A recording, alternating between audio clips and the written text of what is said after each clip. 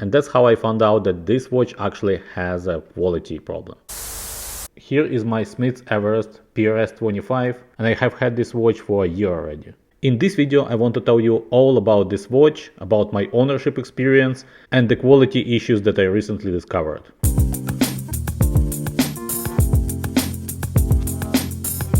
First thing that you have to know about the Smiths Everest PRS model, that it is really hard to get watch. I got them almost brand new in a trade deal a year ago. I have a video about my first impressions of this watch, and to be honest I was pretty surprised with the quality of this watch. I had only one problem, is that the screw down crown was stiff to screw. But recently I discovered another quality issue, and this is a serious issue. So why this watch is really hard to get? The Smiths watch brand has a very unique history. Smiths was the first watch that conquered Everest, Mount Everest, on the Edmund Hillary wrist. He and his Sherpa companion, they went to this expedition and they were carrying two watch brands. They were carrying Smiths and they were carrying Rolex also. It's actually unclear if Rolex made it to the top, but they were smart enough to build their marketing campaign around that. So Smiths as a brand wasn't that lucky, and then at some point they just disappeared, and they were revived recently by the Time Factors company, and that company is still selling this watch. The production is limited. It's not like it's not limited edition, of course, but the production is limited, so they make them in small batches, and every year you have to be on a lookout for these watches to be available for purchase. If you want, you can subscribe for a newsletter on the Time Factors website. Then you will get a notification when the site will be opening and the watches will be available to purchase. And you have to act quick because they are being sold very quickly. And the watch is quite popular among watch enthusiasts because of the fairly low price and the great size, 36mm size, and the obvious resemblance with the Rolex Explorer model. So let's go over the specs of the watch very quickly. The watch made out of 316L stainless steel. The diameter of the watch is 36mm. The lug-to-lug size is 43.5mm.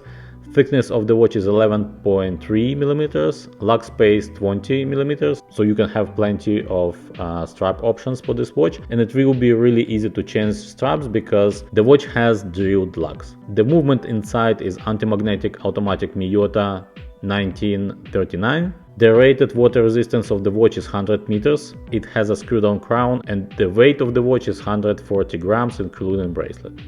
It has a domed sapphire crystal with anti-reflective coating on the inside, and it has a super luminova lume on the hands, markers and numerals. So as you can see, the specifications of the watch are very solid. The watch has a tapered bracelet with solid links. The bracelet quality is pretty good, and you actually have another option with the bracelet. You can get a riveted bracelet for a more vintage look. The packaging of the watch is very simple. It comes with a Time Factors travel case and with the instructions and information about the watch and the warranty on this little brochure. So what are my thoughts about owning this watch for a year? The watch wears nicely on my 17cm wrist. It is very comfortable, but it may be too small for bigger wrists. The watch design takes a heavy inspiration from the vintage Rolex Explorer, of course. It is very clean and simple looking watch, but that's why it's quite popular among watch enthusiasts. The movement performs well and the watch runs fairly accurate, actually much more accurate than my mechanical Seiko watches. The Smiths Everest is a very attractive small watch with nice history behind the brand, but for some reason I did not wear this watch very often. When I just got it, I was quite excited and I was wearing them as part of my rotation.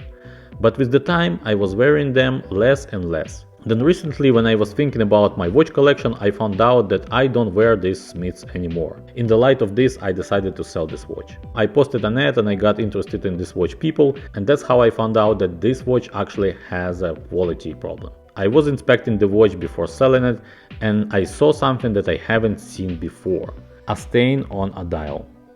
It is actually barely noticeable. I didn't notice it for almost a year, but when you know, you can't unsee it anymore. It is a slightly lighter stain on the dial. Take a look at this video.